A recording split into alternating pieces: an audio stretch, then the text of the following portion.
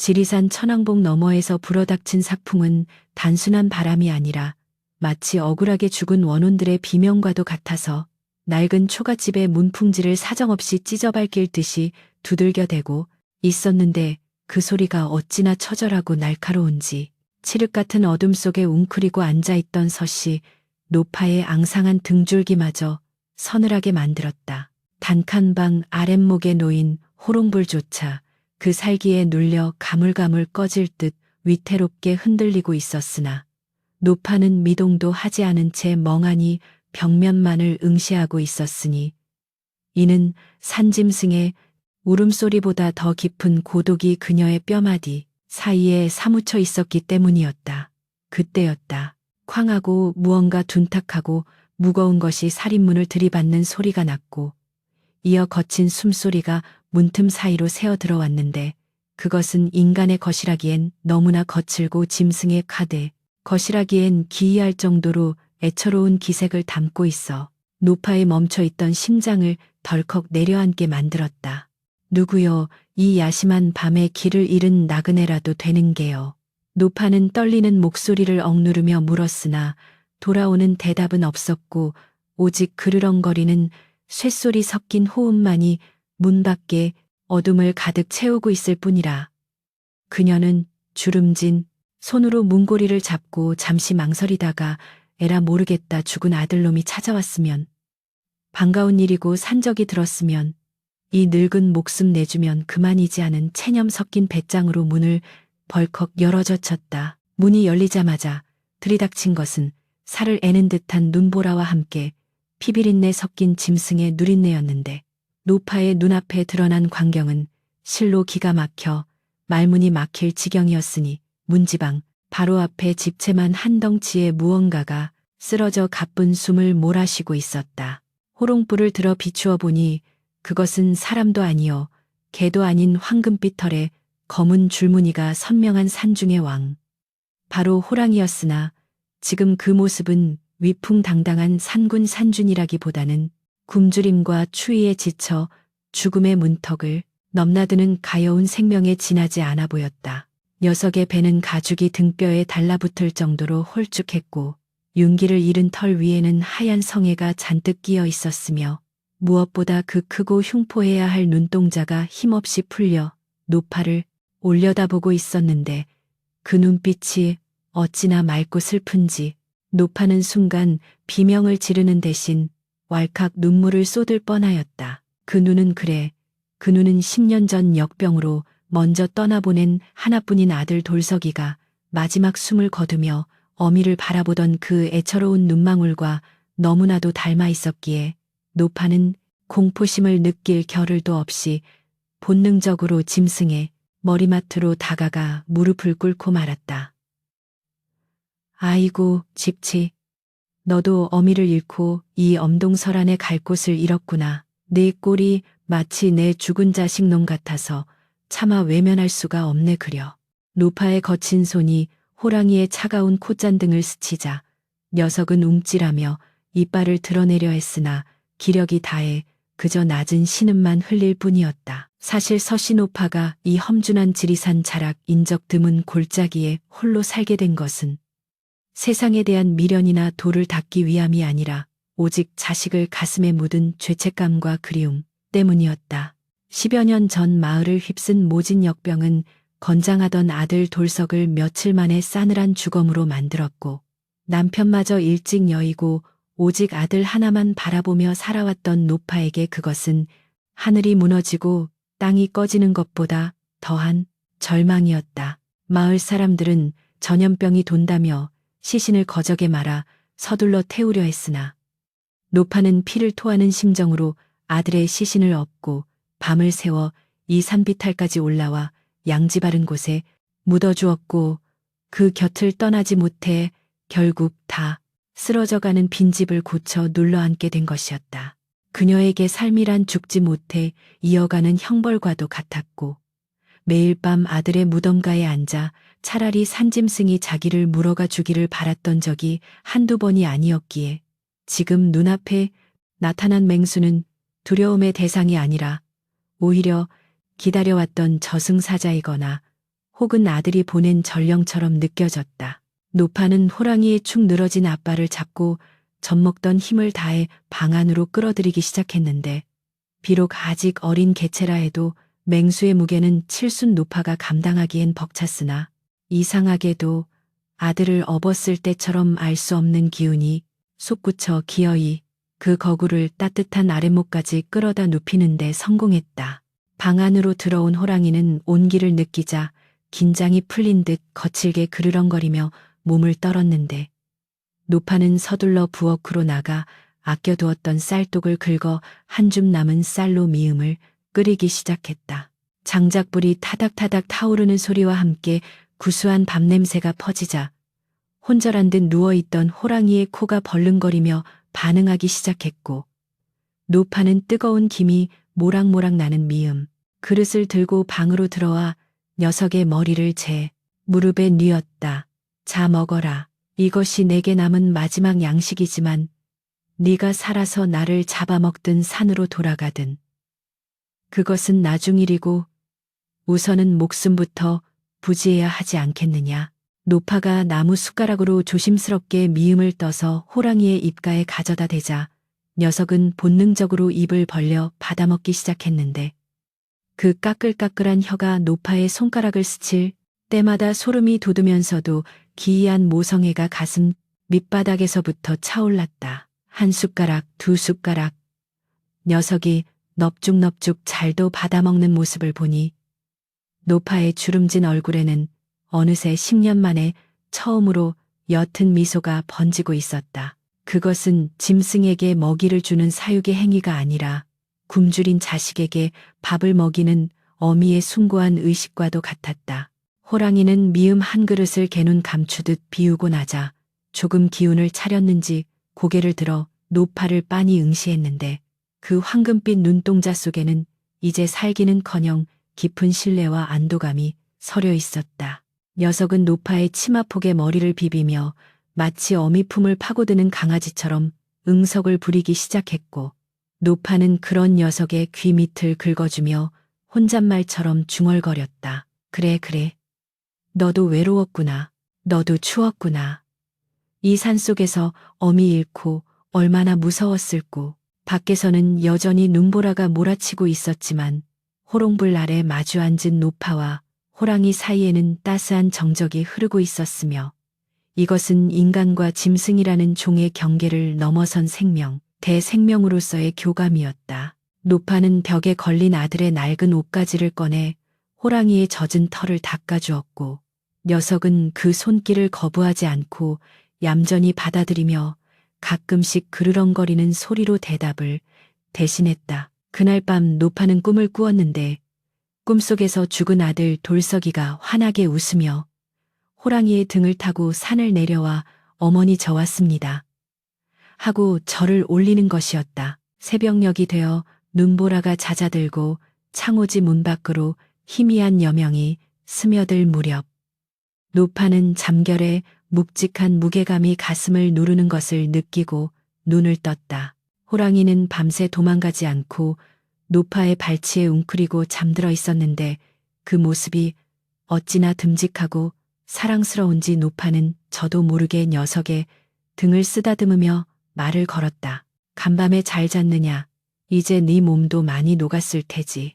노파의 목소리에 호랑이가 부스스 눈을 뜨고 기지개를 켜며 일어났는데 그 덩치가 방 안을 가득 채울 정도로 커다래서 노파는 새삼 놀랐으나 두려움은 없었다. 녀석은 노파의 얼굴을 한번 핥아주고는 문 쪽으로 향해 끙끙거리는 소리를 냈는데 이는 나가겠다는 신호였으나 다시 돌아오겠다는 약속처럼 들리기도 했다. 노파가 문을 열어주자 녀석은 밖으로 나가 하얀 눈 위에 선명한 발자국을 남기며 산 쪽으로 몇 걸음 걷다가 이내 멈춰서서 뒤를 돌아 노파를 한참이나 바라보았다. 가거라. 산군산준. 아, 부디 몸 조심하고 사냥꾼들 눈에 띄지 말고 잘 살거라. 노파가 손을 흔들자 호랑이는 마치 그 말을 알아들었다는 듯 고개를 한번 숙이고는 순식간에 숲속으로 사라져버렸다. 그날 이후 노파의 삶은 완전히 달라지기 시작했는데 정막강산 같던 초가집 주변에 생기가 돌기 시작한 것이다. 며칠이 지나지 않아 노파가 아침에 문을 열었을 때 돛돌 위에는 갓 잡은 챈 2마리가 놓여 있었고 그 주변에는 익숙한 호랑이의 발자국이 찍혀 있었다. 처음에는 우연인가 싶었으나 그런 일은 이틀이 멀다 하고 반복되었으니 때로는 산토끼가 때로는 귀한 약초가 심지어 어느 날은 멧돼지 뒷다리 하나가 통째로 놓여 있기도 했다. 마을 사람들은 산신령이 노파를 굽어 살피는 것이라 수군거렸지만 노파는 알고 있었다. 그것이 그 눈보라 치던 밤 자신과 인연을 맺은 그 녀석 자신이 산군이라 이름 붙여준 그 아이의 보은이라는 것을. 노파는 고기를 받으면 가장 좋은 부위는 삶아서 다시 문 밖에 내어놓았고 다음 날이면 그릇은 깨끗하게 비워져 있었으니 그렇게 노파와 호랑이 사이에는 말없는 대화가 오가며 기묘하고도 애틋한 동거 아닌 동거가 시작된 것이었다. 마을 사람들은 서씨 할매가 귀신에 홀렸다며 혀를 찼으나 노파에게 산군은 더 이상 짐승이 아니라 죽은 아들이 환생하여 돌아온 하늘이 내려준 또 하나의 가족이었다. 그러나 세월은 유수와 같아 어미 잃은 새끼 호랑이가 산중을 호령하는 거대한 맹수로 자라나는 동안 노파의 허리는 더욱 굽어지고 머리카락은 설이 내린 듯 하얗게 새어만 갔다. 계절이 바뀌고 해가 거듭될수록 산군이 물어다주는 사냥감의 크기는 커져만 갔지만 반대로 노파가 그것을 손질할 힘은 점차 줄어들고 있었으니 이는 다가올 비극의 서막과도 같았다. 어느 늦가을 찬바람이 불기 시작할 무렵부터 노파는 기침이 잦아지고 가슴 한구석이 뻐근하게 조여오는 통증을 느끼기 시작했는데 이는 단순한 노안이 아니라 오랫동안 마음속에 쌓아온 화병과 고된 삶이 빚어낸 깊은 병마였다. 하지만 노파는 자신의 병세보다 자신이 눕게 되면 끼니를 챙겨주리 없이 문 밖을 서성일 산군 걱정이 앞섰으니 그녀의 모정은 인간의 한계를 넘어선 지 오래였다. 그러던 어느 날 밤 여느 때처럼 사냥감을 물고 찾아온 산군은 평소와 달리 먹이를 내려놓고 바로 돌아가지 않고 굳게 닫힌 방문을 긁으며 구슬프게 울어대기 시작했으니 마치 노파의 몸에 닥쳐온 죽음의 그림자를 냄새 맡은 듯했다. 방 안에서 식은땀을 흘리며 끙끙 앓고 있던 노파는 그 소리를 듣고 힘겹게 몸을 일으켜 문을 조금 열었는데 달빛 아래 비친 산군의 모습은 예전의 그 앳된 모습이 아니라 흉터 가득한 산전수전 겪은 맹수의 위용을 뽐내고 있었으나 노파를 바라보는 눈빛만은 여전히 10년 전 그 눈보라치던 밤의 순수한 눈망울 그대로였다. 산군아, 내 몸이 예전 같지가 않구나. 오늘은 너를 쓰다듬어줄 힘조차 없으니 그만 돌아가거라. 노파의 힘없는 목소리에 산군은 콧김을 뿜으며 머리를 들이밀어 노파의 손바닥에 비볐고 그 거친 털의 감촉에 노파는 하염없이 눈물을 흘렸다. 그것이 그들의 평화로운 시절의 마지막 밤이 될 줄은, 그리고 다가올 날들이 얼마나 가혹한 시련으로 그들의 인연을 시험하게 될지는 아무도 알지 못한 채 지리산의 깊은 밤은 그렇게 무겁게 깊어만 가고 있었다. 지리산의 겨울은 사람의 사정 따위는 조금도 봐주지 않고 매섭게 몰아치는 법이라서시. 노파가 알아놓은 그의 동지딸 또한 예외 없이 혹독한 추위를 몰고 왔는데 방구석에 놓인 물그릇이 밤새 꽝꽝 얼어터질 정도로 기온이 곤두박질 치니 가뜩이나 쇠약해진 노파의 병세는 하루가 다르게 위중해져만 갔다. 며칠째 아궁이에 불을 지피지 못해 냉골이 된 방바닥은 얼음장처럼 차가웠고 노파는 솜이 다 빠져나간 낡은 이불 하나의 의지에 사시나무 떨듯 몸을 떨며 가쁜 숨을 몰아쉬고 있었으나 목구멍에서 터져 나오는 것은 붉은 핏덩이 섞인 기침뿐이여 몸을 일으켜 물 한 모금 마실 기력조차 남아있지 않았다. 밖에서는 윙윙거리는 바람 소리가 마치 저승사자가 문을 두드리는 소리처럼 들려왔고 노파의 혼미한 의식 속에서는 죽은 남편과 아들의 얼굴이 아른거렸다가 사라지기를 반복하니 그녀는 이제 자신의 명이 다했음을 직감하고 그저 고통 없이 눈을 감기만을 바랄 뿐이었다. 하지만 그런 노파에 꺼져가는 생명을 붙들고 있는 것은 약탕도 아니요, 의원의 침술도 아닌 바로 문 밖에서 들려오는 거친 짐승의 숨소리와 밤낮을 가리지 않고 문을 긁어대는 산군, 샨쥔의 애타는 몸부림이었다. 산군은 며칠째 노파가 밖으로 나와 자신이 잡아온 사냥감을 거두어가지 않자 처음에는 어미가 자신에게 화가 난 줄 알고 멧돼지며 고라니를 닥치는 대로 잡아다 마당에 산더미처럼 쌓아 놓았으나 그 고기들이 추위에 얼어붙고 까마귀 때만 꼬이자 비로소 심상치 않은 일이 벌어졌음을 깨달은 눈치였다. 어느 날 오후 마을에서 나무를 하러 올라왔던 김서방이라는 나무꾼이 있었는데 그는 며칠째 서씨 노판의 굴뚝에서 연기가 피어오르지 않는 것을 이상하게 여겨 혹시 노인이 고독사라도 한 것이 아닌가 걱정되어 지게를 받쳐 놓고 조심스레 노파의 집 쪽으로 발걸음을 옮겼다. 계십니까? 서씨 할머니 안에 계시오. 며칠째 인기척이 없어서 와봤습니다. 김서방이 살인문을 들어서며 목청을 높이려던 찰나마당 한 구석 어둠 속에 웅크리고 있던 거대한 그림자가 불쑥 솟구쳐 오르더니 천지를 뒤흔들 듯한 굉음과 함께 그의 앞길을 막아서는 것이었다. 크아앙 산군의 포효는 지리산 골짜기를 쩌렁쩌렁 울리며 메아리 쳤고 김서방은 그 자리에서 혼비백산하여 다리에 힘이 풀려 주저앉고 말았는데 눈앞에 나타난 호랑이의 형상은 그가 평생 들어본 적도 없는 거대한 체구에 양눈에는 핏발이 서고 입가에는 하얀 거품을 문 채 살기를 뿜어내고 있어 마치 지옥에서 올라온 야차와도 같았다. 김서방은 오줌을 지리며 엉금엉금 기어서 도망치기 시작했고 산군은 그를 쫓아가 물어 죽이는 대신 살인문 앞을 떡하니 버티고 서서 누구도 이 집에 발을 들이지 못하게 하겠다는 듯 서슬퍼런 눈빛으로 주위를 경계했다. 이는 굶주린 맹수의 본능이 아니라 병든 어미를 외부의 위협으로부터 지키려는 처절한 효심의 발로였으나 공포에 질린 인간의 눈에는 그저 늙은이를 잡아먹으려고 독을 품은 악귀의 모습으로밖에 보이지 않았다. 김서방이 마을로 도망쳐 내려가 서씨 할매가 호랑이에게 잡아먹히게 생겼다고 고래고래 소리를 지르자 마을 전체가 발칵 뒤집히고 말았는데 사람들은 삼삼오오 모여 웅성거리며 저마다의 추측을 쏟아내기 시작했다. 내 그럴 줄 알았지. 짐승 머리 검은 것은 거두는 게 아니라더니 기어이 그 호랑이 놈이 본색을 드러낸 게야. 아니라네. 김서방 말로는 호랑이가 집 앞을 딱 지키고 서서 아무도 못 들어가게 한다던데 그게 필시 할망구를 곳간에 쟁여두고 배고플 때마다 뜯어먹으려는 수작이 아니고 뭐겠나.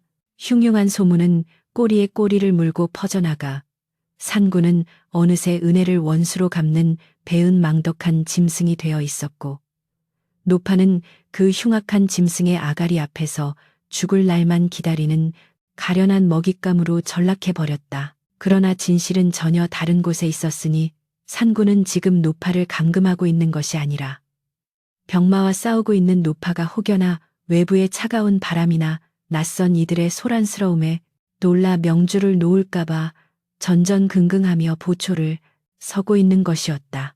녀석은 방 안에서 노파의 기침 소리가 들릴 때마다 귀를 쫑긋 세우고 끙끙거리며 안절부절 못했고 문틈으로 새어나오는 냉기를 막으려는 듯 자신의 거대한 몸뚱이를 방문 앞에 딱 붙이고 엎드려 체온을 나누려 애쓰고 있었다. 산군의 털가죽은 눈과 얼음으로 덮여 뻣뻣해졌고 며칠째 먹이 사냥도 나가지 않은 채 자리를 지키느라 배가 홀쭉해졌지만 녀석의 눈은 한순간도 방문을 떠나지 않았다. 방 안에 누워있는 노파의 의식은 가물가물했지만 밖에서 들려오는 산군의 그르렁거리는 소리만은 또렷하게 들을 수 있었으니 그 소리는 공포가 아닌 세상에서 가장 든든한 자장가처럼 느껴졌다. 노파는 꿈결 속에서 자신이 젊은 시절 아들 돌석이를 업고 바티를 하던 때를 보았는데 등 뒤에서 느껴지던 아들의 따뜻한 온기가 지금 문 밖에서 자신을 지키고 있는 산군의 온기와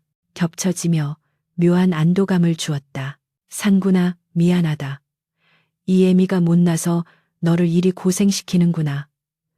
배고플 텐데 어서 산으로 가거라.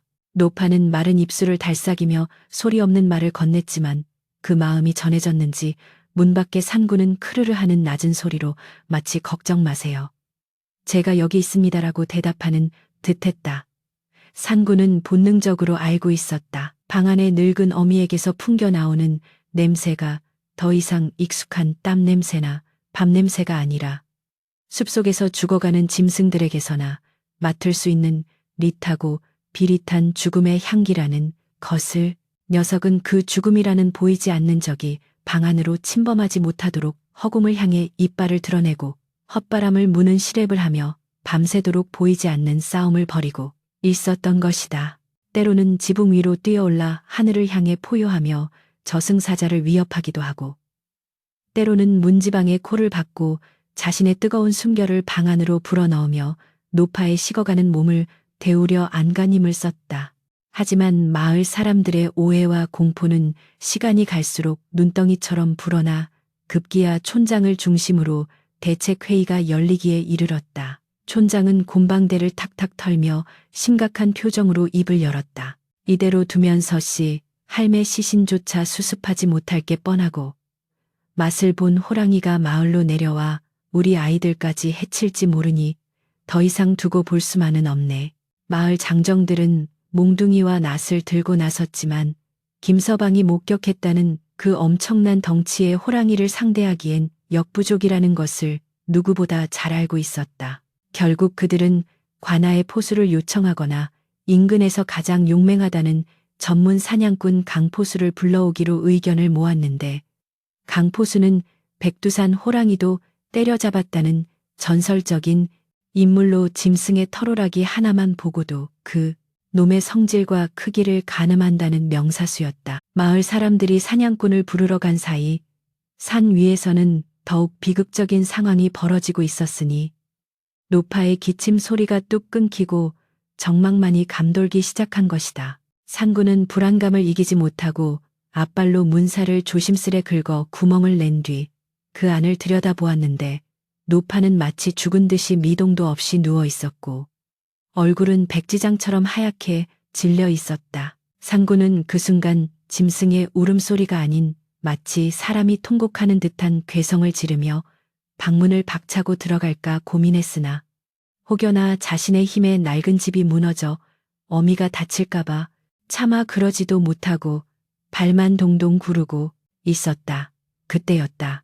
산구는 냄새를 맡았다. 저 산 밑에서부터 올라오는 비릿한 쇠 냄새와 화약 냄새, 그리고 수많은 인간들이 내뿜는 살기와 저기를.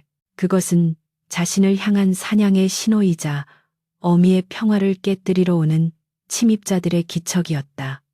산군의 눈빛이 순식간에 바뀌었다. 지금까지의 슬픔과 걱정으로 가득 찼던 눈동자는 사라지고 그 자리에 서슬퍼런 맹수의 살기가 들어찼으니 녀석은 몸을 낮추고 털을 곤두세우며 전투태세를 갖추었다. 누구도, 아무도 지나가지 못한다. 마치 그렇게 말하는 듯 산구는 노파의 방문 앞을 철옹성처럼 가로막고 앉아 다가오는 횃불들의 행렬을 노려보았다. 마을 사람들과 강포수가 이끄는 토벌대가 산길을 따라 올라오고 있었고 횃불의 붉은 빛이 어둠을 가르며 다가올수록 산군의 모굴대에서는 천둥 같은 으르렁 소리가 점점 더 크게 울려 퍼졌다.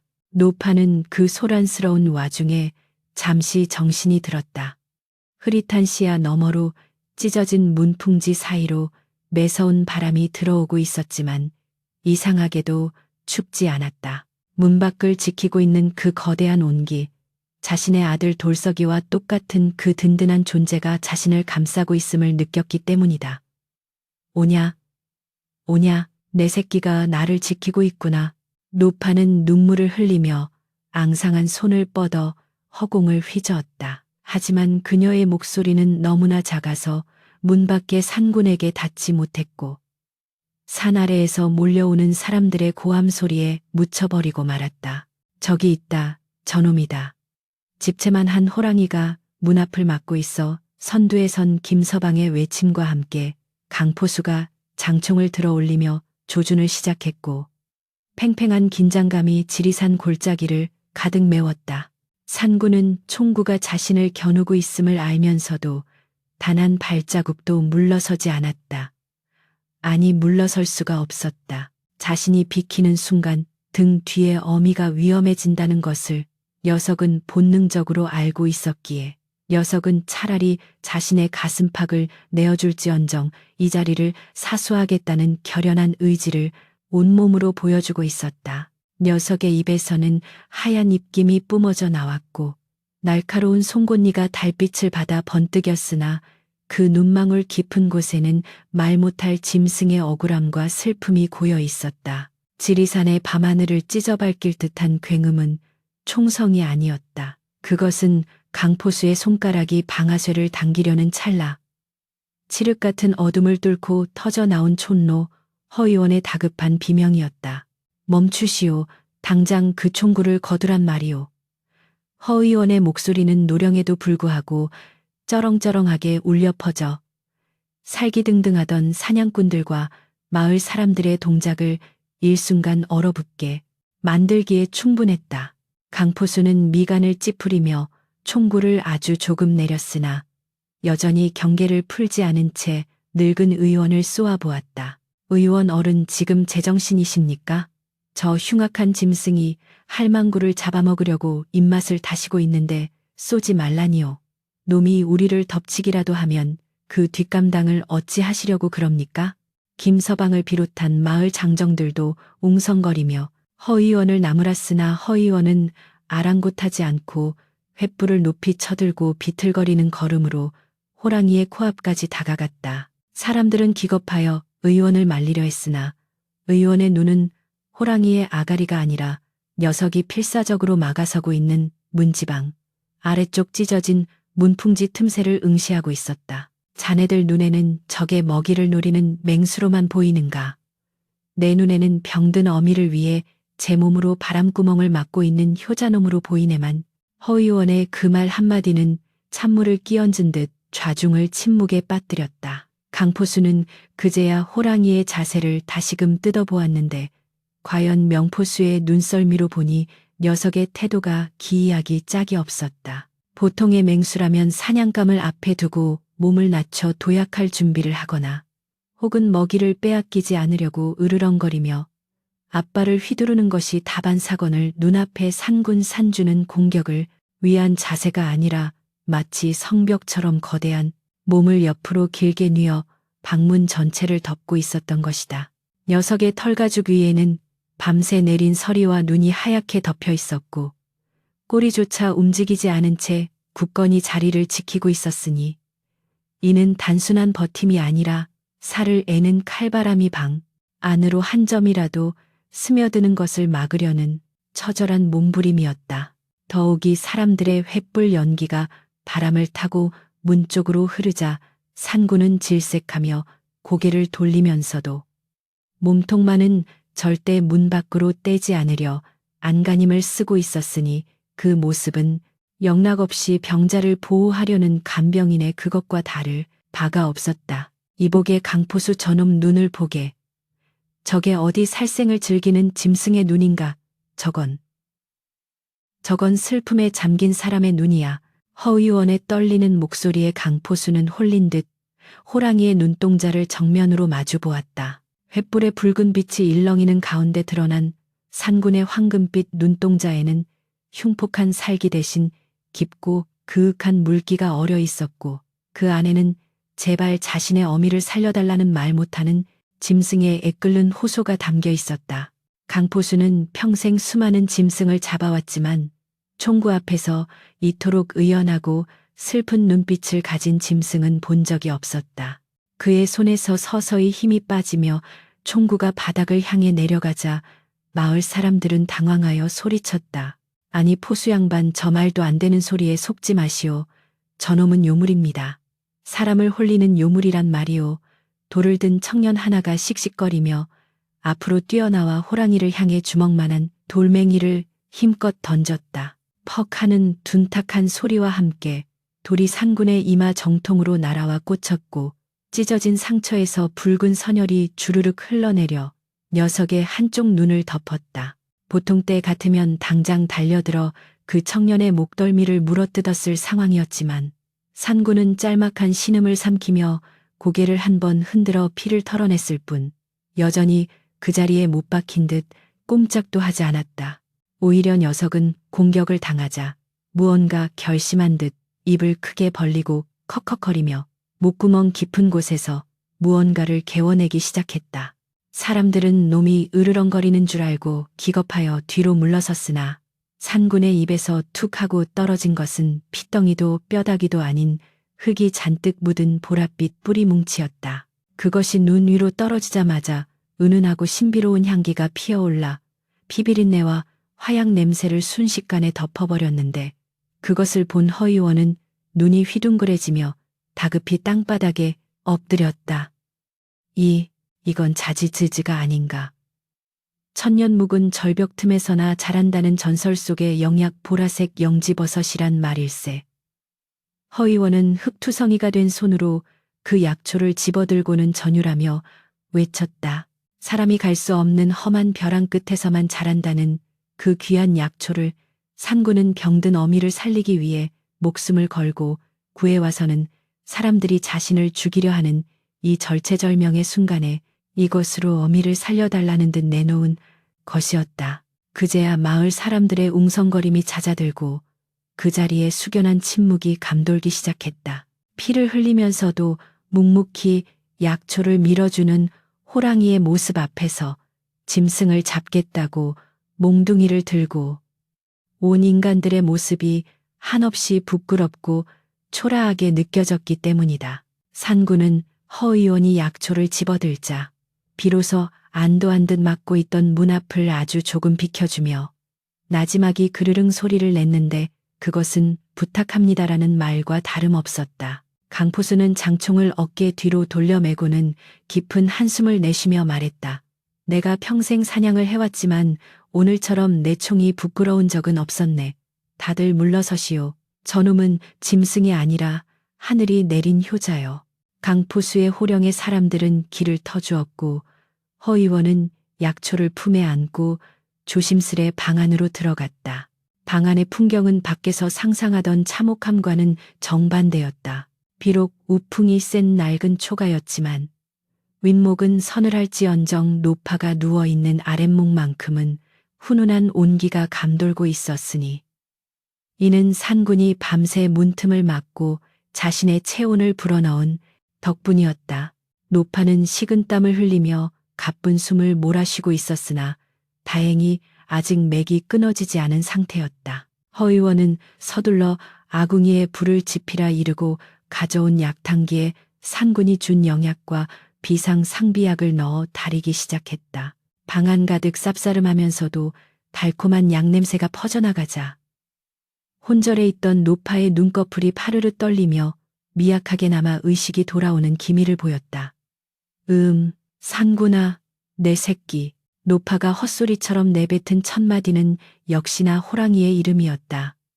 문 밖에서 그 소리를 들었는지 산군은 닫힌 문에 코를 대고 킁킁거리며 애타는 소리를 내었다. 약이 다 다려지자 허의원은 조심스레 노파의 입을 벌려 숟가락으로 흘려 넣었다. 신비한 영약의 힘인지 아니면 밖에서 지키고 있는 아들의 간절한 염원 덕분인지 약물이 목구멍을 넘어가자 노파의 창백하던 얼굴에 조금씩 혈색이 돌기 시작했다. 한 시즌쯤 지났을까.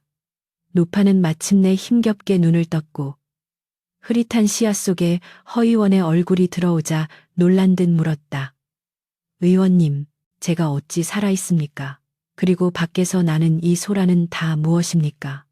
허의원은 노파의 손을 꼭 잡으며 눈시울을 붉혔다.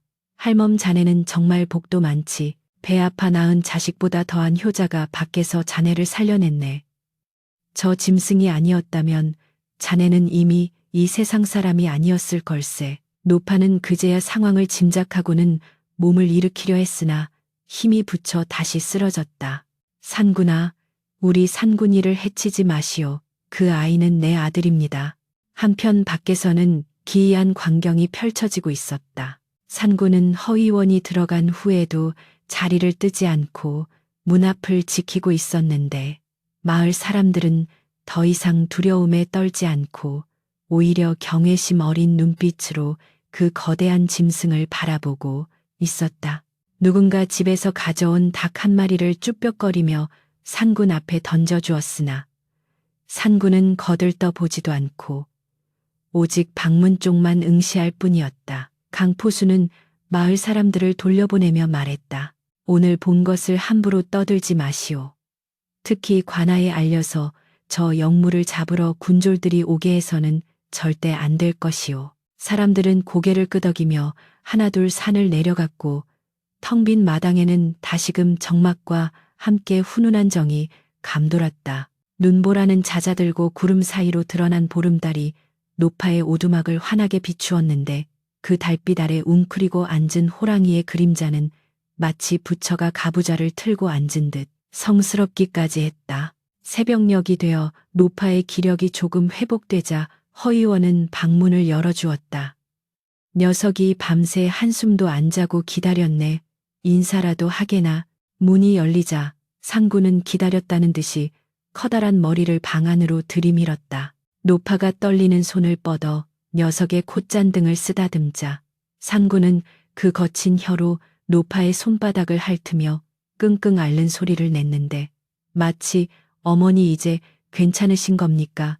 제가 얼마나 무서웠는지 아십니까? 하고 투정 부리는 어린아이와 같았다. 노파는 상군의 목을 끌어안고 엉엉 울음을 터뜨렸다. 오냐 오냐 미안하다. 내가 너를 두고 어찌 눈을 감겠느냐. 내 덕분에 내가 살았다. 고맙다 내 새끼야. 그 모습을 지켜보던 허의원과 강포수 또한 사나이의 뜨거운 눈물을 훔치지 않을 수 없었으니 이는 짐승과 인간의 경계가 무너지고 오직 사랑이라는 보편적인 진리만이 존재하는 기적의 순간이었다. 그러나 이것은 잠시 찾아온 평화일 뿐 상군의 존재가 세상에 드러난 이상 더 큰 시련이 기다리고 있음을 그들은 짐작조차 하지 못했다. 소문은 발이 달린 듯 천리를 가기 마련이라.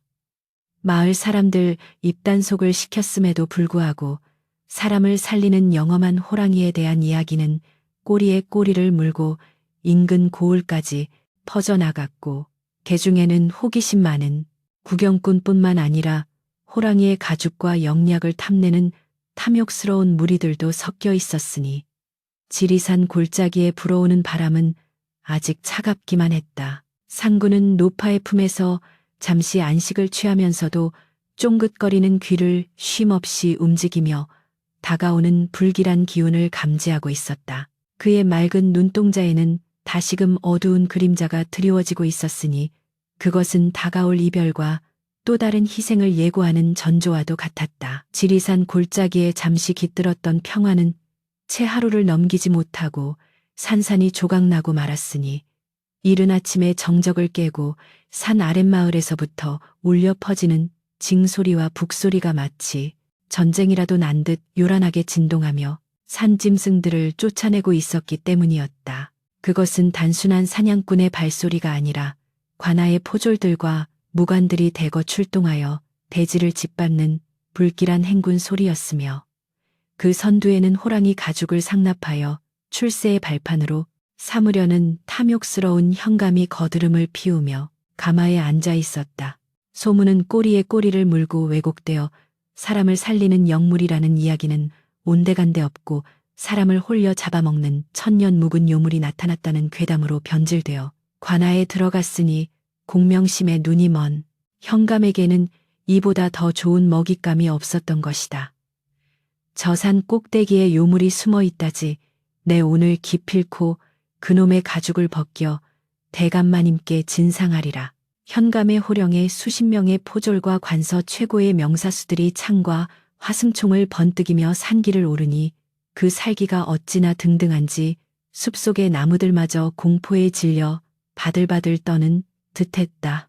서씨누파의 오두막 앞마당에는 이미 긴장감이 팽팽하게 감돌고 있었는데 소식을 듣고 한 걸음에 달려온 허의원과 강포수, 그리고 마을 사람들이 인간 방패가 되어 살인문 앞을 가로막고 섰으나 관군의 서슬퍼런 위세 앞에서는 촛불 앞에 바람처럼 위태로워 보일 뿐이었다. 비키거라 관의 공무를 방해하는 자는 엄벌에 처할 것이다.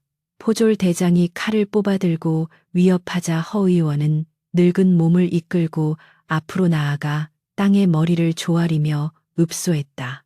나으리 통촉하여 주시옵소서. 저 안에 있는 짐승은 사람을 해치는 요물이 아니오라. 병든 노모를 살리기 위해 제 몸을 불사르는 효자 중의 효자입니다. 하늘이 감동할 영물을 어찌 활로 쏘아 죽이려 하십니까? 마을 사람들도 합세하여 맞습니다. 저 호랑이는 우리 마을의 은인입니다. 하고 외쳤으나 가마에서 내린 현감은 코웃음을 치며 부채로 코를 막는 심협을 했다. 허허, 이 무지한 것들이 요물의 요술에 단단히 홀렸구나. 짐승이 효도를 한다 지나가던 개가 웃을 이리로다. 저것들은 모두 요물에 홀린 놈들이니 길을 비키지 않으면 함께 옥에 가두겠다. 현감의 명령이 떨어지자 포졸들이 몽둥이를 휘두르며 마을 사람들을 거칠게 밀어내기 시작했고 비명과 고성이 오가는 아수라장 속에서 강포수는 이를 악물고 장총을 들어 관군을 겨누려 했으나 관아에 맞서는 것은 영모와 다름없음을 알기에 분루를 삼키며 총을 내릴 수밖에 없었다. 바로 그때 닫혀있던 방문이 드르륵 열리며 비틀거리는 걸음으로서 시 노파가 기어나왔다. 그녀는 아직 몸조차 제대로 가누지 못하는 상태였으나 아들 같은 상군이 위험에 처했다는 사실이 죽어가는 육신을 움직이게 만든 것이었다. 안 된다. 내 새끼를 죽이려거든 나를 먼저 죽이고 가거라. 이놈들아. 노파의 처절한 외침은 북소리를 뚫고 메아리 쳤으나 탐욕에 눈먼 자들의 귀에는 그저 늙은이의 망령 섞인 헛소리로 들릴 뿐이었다. 현감은 혀를 차며 손짓했다. 저 노파를 끌어내라. 요물은 내가 직접 잡겠다. 포졸 둘이 노파의 양팔을 잡아 거칠게 끌어내려 하자 노파는 흙바닥에 질질 끌려가면서도 방문을 향해 손을 뻗으며 울부짖었다. 그 순간 집 전체가 흔들릴 정도의 엄청난 포효와 함께 방문이 박살나며 황금빛 섬광이 튀어나왔으니 참다 못한 산군이 마침내 모습을 드러낸 것이었다. 크아앙 산군의 분노는 하늘을 찌를 듯하여 그 우렁찬 소리에 포졸들이 타고 온 말들이 놀라 뒷발질을 하고 병사들이 엉덩방아를 마이치며 혼비백산하였다. 그러나 산군의 분노는 자신을 죽이러 온 자들을 향한 것이 아니라 자신의 어미를 함부로 다루는 무례한 인간들을 향한 응징이었다. 녀석은 눈 깜짝할 사이에 노파를 붙잡고 있던 포졸들 사이로 뛰어들어 꼬리로 그들을 후려쳐 날려버리고는 넘어진 노파의 앞을 가로막고 서서 온몸의 털을 곤두세웠다. 그 모습은 지옥의 사자처럼 공포스러웠으나 동시에 그 어떤 장수보다도 늠름하고 위엄이 넘쳐 흘렀으니 감히 범접할 수 없는 산중의 왕산준 그 자체였다. 현감은 기겁하여 가마 뒤로 숨으며 비명을 질렀다. 쏴라 뭣들 하느냐. 저놈을 당장 쏘아 죽여라. 명령과 함께 사방에서 화승총의 불꽃이 튀고 화살이 비오듯 쏟아지기 시작했다. 보통의 맹수라면 이 상황에서 날렵하게 도망치거나 적진으로 뛰어들어 목덜미를 물어뜯으며 사륙을 벌였을 터였다. 하지만 상군은 그 자리에 굳건히 박힌 바위처럼 꼼짝도 하지 않았다. 녀석이 피하는 순간 그 뒤에 쓰러져 있는 노파가 화살바지가 될 것임을 알았기 때문이다. 상군은 날아오는 화살을 앞발로 쳐내고 두꺼운 가죽으로 받아내며 오직 자신의 몸뚱이 하나로 노파를 덮어 보호했다. 투둑퍽 살이 찢어지는 소리와 함께 붉은 선혈이 황금빛 털을 적시며 낭자하게 흩뿌려졌으나 상군은 고통스러운 신음조차 내지 않고 오직 노파를 내려다보며 걱정 마십시오라는 듯 낮은 소리로 그르렁거릴 뿐이었다. 그 눈빛에는 인간을 향한 증오보다 어미를 지켜내겠다는 결연한 의지와 슬픔만이 가득 차 있어 보는 이들의 가슴을 서늘하게 후벼 팠다. 강포수는 그 처참한 광경에 피가 거꾸로 솟는 것을 느끼며 소리쳤다. 그만하시오. 저걸 보고도 모르겠소. 짐승이 제 목숨을 버려 어미를 살리고 있단 말이오. 사람이 짐승만도 못해서야 어찌 하늘을 보겠소. 강포수가 총을 거꾸로 잡고 포졸들을 막아서자 김서방과 마을 장정들도 낫과 퇴의를 들고 더 이상은 못 참는다며 관군 앞으로 뛰쳐나갔다. 백성들이 관군에게 맞서는 초유의 사태가 벌어진 것이다. 그러나 화살은 무심하게도 계속 날아들었고 산군의 등과 어깨에는 이미 수십 발의 화살이 고슴도치처럼 박혀 있었다. 비투성이가 된 산군은 점차 다리에 힘이 풀리는지 비틀거렸으나 끝까지 네 발로 버티며 노파의 몸 위로 무너져 내리지 않으려 안간힘을 썼다. 노파는 자신의 얼굴 위로 뚝뚝 떨어지는 산군의 뜨거운 피를 맞으며 절규했다. 아이고 산군아 비키거라. 제발 비키거라. 이 애미가 죽어야 끝날 일이냐. 노파가 산군의 배 밑에서 피 묻은 손으로 녀석의 가슴을 밀어내려 했으나 산군은 꿈쩍도 하지 않은 채 마지막 힘을 짜내어 고개를 들어 올리고는 현감을 향해 그리고 하늘을 향해 천지를 뒤흔드는 마지막 포효를 내질렀다. 어흥. 그 소리는 단순한 짐승의 울음이 아니라 탐욕스러운 인간 세상을 향한 준엄한 꾸짖음이자 억울하게 죽어가는 생명의 피 맺힌 절규였다. 그 기백에 압도된 것일까? 아니면 하늘도 감동하여 조화를 부린 것일까? 갑자기 맑던 하늘에 먹구름이 몰려오더니 순식간에 굵은 소나기가 쏟아지기 시작했고 화승총의 심지에 물이 젖어 더 이상 총을 쏠 수 없게 되었다. 병사들은 갑작스러운 기상 변화와 산군의 기세, 그리고 마을 사람들의 결사적인 저항에 전의를 상실하고 주춤거렸다. 현감은 빗줄기 속에서 피를 철철 흘리면서도 꼿꼿이 서 있는 호랑이의 눈빛과 마주치자 등골이 오싹해지며 알 수 없는 공포와 수치심에 휩싸였다. 그것은 권력으로도 누를 수 없는 어떤 숭고한 정신에 대한 본능적인 패배감이었다. 재수 없는 것들 날씨가 이러니 오늘은 철수한다. 다음에 다시 와서 기필코 저 가죽을 벗길 것이다. 현감은 비겁한 변명을 남기고 황급히 가마를 돌려 도망치듯 산을 내려갔고 포졸들도 쫓기듯 그 뒤를 따랐다. 관군이 물러가자 마당에는 빗소리와 노파의 통곡 소리만이 남았다. 긴장이 풀린 산군은 그제야 쿵쿵하는 육중한 소리를 내며 땅바닥으로 쓰러졌다. 거대한 몸뚱이는 화살과 창상으로 만신창이가 되어 있었고 숨을 쉴 때마다 옆구리의 상처에서 붉은 거품이 보글거렸다. 산군아 눈을 떠보거라. 어미가 여기 있다. 노파는 빗물과 핏물이 뒤섞인 진흙탕 바닥을 기어가 산군의 머리를 끌어안았다. 산군은 힘겹게 눈을 반쯤 뜨고는 흐릿해져 가는 시야 속에서 노파의 얼굴을 확인하려는 듯 코를 벌른거렸다. 녀석의 혀가 힘없이 나와 노파의 눈물을 닦아주려 했으나 닦기도 전에 툭 하고 바닥으로 떨어졌다.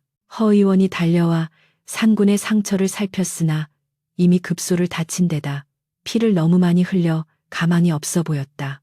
허의원은 고개를 떨구며 탄식했다. 이 미물 외우 이 사람보다 낫다 하였거늘 기어 이 사람의 욕심이 하늘의 뜻을 거스르는구나. 마을 사람들은 비를 맞으며 그 주변을 둘러싸고 묵념하듯 서 있었고 누구 하나 말을 꺼내는 이 없이 흐느끼는 소리만 간간히 들려왔다. 강포수는 자신의 총을 땅바닥에 내동댕이 치며 오열했다. 내 다시는 총을 잡지 않으리라. 짐승이 사람을 지키려다 죽는데 사람이 짐승을 죽여서야 어찌 사람이라 하겠는가. 산군은 마지막 힘을 다해 고개를 노파의 품으로 파고들었다. 춥고 배고팠던 어린 시절 눈보라치던 밤, 자신을 거두어 주었던 그 따뜻한 어미의 품. 녀석은 이제 그 품 안에서 영원한 안식을 찾으려는 듯 거친 숨소리를 점차 줄여가며 평온한 표정을 짓기 시작했다. 빗줄기는 점점 굵어져 산군의 몸에 묻은 피를 씻겨 내려 주었고 지리산의 나무들은 잎사귀를 떨구며 산중의 왕이자 효자인 산군의 마지막을 배웅하고 있었다. 이것은 단순한 죽음이 아니라 전설이 되어 영원히 기억될 슬프고도 아름다운 승화의 순간이었다. 비바람이 휩쓸고 지나간 지리산 자락에는 무겁고도 숙연한 침묵만이 감돌고 있었는데 하늘도 그 비극적인 희생을 애도하듯 검은 먹구름을 거두고 서쪽 능선 너머로 붉은 노을을 토해내니 그 핏빛 서광이 마당에 쓰러진 산군, 샨준의 황금빛 털을 적시어 마치 거대한 불꽃이 타오르는 듯한 장관을 연출하고 있었다. 산군은 이제 더 이상 거친 숨을 몰아쉬지 않았고 고통에 일그러졌던 미간도 편안하게 펴진 채 서씨 노파의 무릎을 베고 깊은 잠에 빠진 듯 누워 있었으나 녀석의 코끝에서는 더 이상 하얀 입김이 피어오르지 않았고 그 웅장하던 심장의 박동 또한 영원히 멈춰버린 뒤였다. 노파는 피범벅이 된 자신의 치마폭에 얼굴을 묻은 채 식어가는 아들의 거대한 머리를 끌어안고 있었는데 그녀의 눈에서는 이미 눈물이 말라버려 더 이상 흐르지 않았고 대신 텅 빈 동굴처럼 공허한 눈동자로 허공을 응시하며 나지막이 구운 거인 같은 자장가를 흥얼거리고 있을 뿐이었다. 자장, 자장. 우리 아기 잘도 잔다. 이제 아프지 말거라. 이제 춥지 말거라. 그 구슬픈 가락은 산새들마저 울음을 멈추게 할 만큼 애절하여 곁을 지키던 강포수와 마을 사람들의 가슴을 맷돌로 가는 듯한 먹먹한 슬픔으로 가득 채웠다. 허의원이 떨리는 손으로 산군의 눈을 감겨주며 편히 가시게 산의 주인이여 하고 읊조리자 산군의 몸에서 훅하고 마지막 온기가 빠져나가며 한 줄기 서늘한 바람이 되어 숲으로 흩어졌다. 그날 밤 마을 사람들은 누가 먼저랄 것도 없이 횃불을 들고 다시 산으로 올라왔는데 이번에는 몽둥이나 낫 대신 삽과 곡괭이 그리고 정성껏 빚은 술과 명주실을 들고 왔으니 이는 짐승의 사체가 아니라 마을을 구한 영웅이자 효자의 장례를 치르기 위함이었다. 강포수는 자신이 평생 아끼던 호랑이가 죽 담요를 가져와 산군의 만신창이가 된 몸을 정성스레 감싸주었고 김서방은 자신의 지게를 부수어 상여를 만들었으며 안악들은 눈물을 훔치며 하얀 소복을 찢어 산군의 머리에 묶어주었다. 그들은 산군의 시신을 서씨 노파의 죽은 아들 돌석이의 무덤, 바로 옆 양지 바른 곳에 묻어주기로 뜻을 모았는데 땅을 파던 장정들이 하나같이 입을 모아 말하기를 땅이 어찌나 부드럽고 따뜻한지 마치 어머니의 품속 같다고 하였으니 이는 필시 산신령이 산군을 위해 미리 마련해둔 명당임이 분명하였다. 흙이 한 삽 두 삽 덮일 때마다 노파는 무덤가에 주저앉아 흙을 어루만지며 통곡이 아닌 대화를 나누고 있었다. 돌서가 내 형제가 왔다. 외롭지 않게 둘이 손잡고 잘 놀고 있거라. 애미도 곧 따라갈 테니 그때까지만 기다려 다오. 봉분이 다 만들어지고 그 앞에 소박한 제사상이 차려지자 마을 사람들은 짐승의 무덤 앞에 엎드려 큰 절을 올렸으니 이는 인간 세상의 법도로는 설명할 수 없는 생명과 생명 사이에 숭고한 예우였다. 산군이 떠난 후 기적처럼 목숨을 건진 서씨 노파는 그러나 다시 예전의 생기를 되찾지는 못하였는데 이는 병이 낫지 않아서가 아니라 삶을 지탱하던 유일한 이유가 사라졌기 때문이었다. 허유원이 지어준 약과 마을 사람들이 수시로 가져다주는 음식 덕분에 육신의 병은 차도가 있었으나 노파는 하루 종일 마루 끝에 앉아 산군이 묻힌 산등성이만을 하염없이 바라보며 시간을 보냈다. 가끔 바람이 불어 대나무 숲이 서걱거리는 소리가 들리면 오냐 왔느냐 하며 반색하고 뛰어나갔다가 텅 빈 마당을 확인하고는 쓸쓸히 돌아서기를 반복하니 그 모습이 마치 실성한 사람 같으면서도 한편으로는 득도한 선승처럼 고요해 보이기도 했다. 마을 사람들은 노파를 위로하려 했으나 노파는 고개를 저으며 옅은 미소를 지을 뿐이었다. 슬프지 않네. 그 녀석은 죽은 것이 아니라 잠시 먼저 가서 집을 봐두려는 게야. 내 아들 돌석이 놈이 혼자 심심할까봐 친구해주러 간 것이지.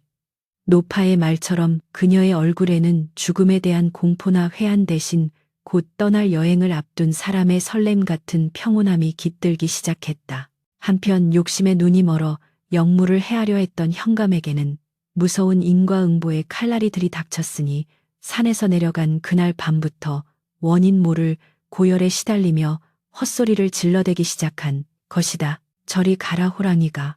호랑이가 나를 덮친다. 저 불타는 눈을 치워라. 현감은 밤마다 꿈속에서 피를 흘리는 거대한 호랑이가 자신을 내려다보며 포효하는 가위 눌림에 시달리다. 결국 며칠을 버티지 못하고 피를 토하며 비참하게 생을 마감하였다. 의원들은 괴질이라 진단했으나 백성들은 입을 모아 산군님의 노여움을 산 탓이라며 혀를 찾고, 이후 새로 부임한 현감은 이 이야기를 전해 듣고 지리산 쪽을 향해 제를 올리며 백성을 쥐어짜는 폭정을 거두었다고 한다. 악한 자는 벌을 받고 선한 자는 위로를 받는다는 권선징악의 이치가 산군의 죽음으로 인해 비로소 실현된 셈이었다. 또한 지리산 골짜기에는 그해 겨울 유난히 눈이 많이 내렸음에도 불구하고 서씨 노파의 집 주변과 산군의 무덤가에는 신기하게도 눈이 쌓이지 않고 봄날처럼 훈훈한 기운이 감돌아 이름 모를 야생화들이 한겨울에도 꽃을 피웠다는 소문이 돌았다. 그렇게 겨울이 깊어가고 새해의 첫 보름달이 휘영청 밝아오던 날 밤, 서씨 노파는 목욕 재개를 하고 아껴두었던 하얀 수의를 꺼내 입은 뒤 정갈하게 방을 치우고 자리에 누웠다. 그녀는 직감적으로 오늘이 그날임을 알았던 것이다. 창호지 문 너머로 은은한 달빛이 방 안으로 스며들어와 노파의 주름진 얼굴을 환하게 비추자 그녀는 깍지 낀 손을 가슴에 얹고 조용히 눈을 감았다. 그러자 꿈인지 생시인지 모를 몽환적인 풍경이 눈앞에 펼쳐졌는데 방문이 스르르 열리더니 눈부신 광채와 함께 건강한 모습의 아들 돌석이와 그 곁에 늠름하게 서 있는 산군이 들어오는 것이었다. 산군은 더 이상 상처 입은 짐승의 모습이 아니라 황금빛 갈기가 찬란하게 빛나는 천상텐샹의 신수 쉔서가 되어 있었고, 돌석이는 환하게 웃으며 손을 내밀었다. 어머니 고생 많으셨지요. 이제 저희랑 같이 가요. 춥지도 배고프지도 않은 곳으로요.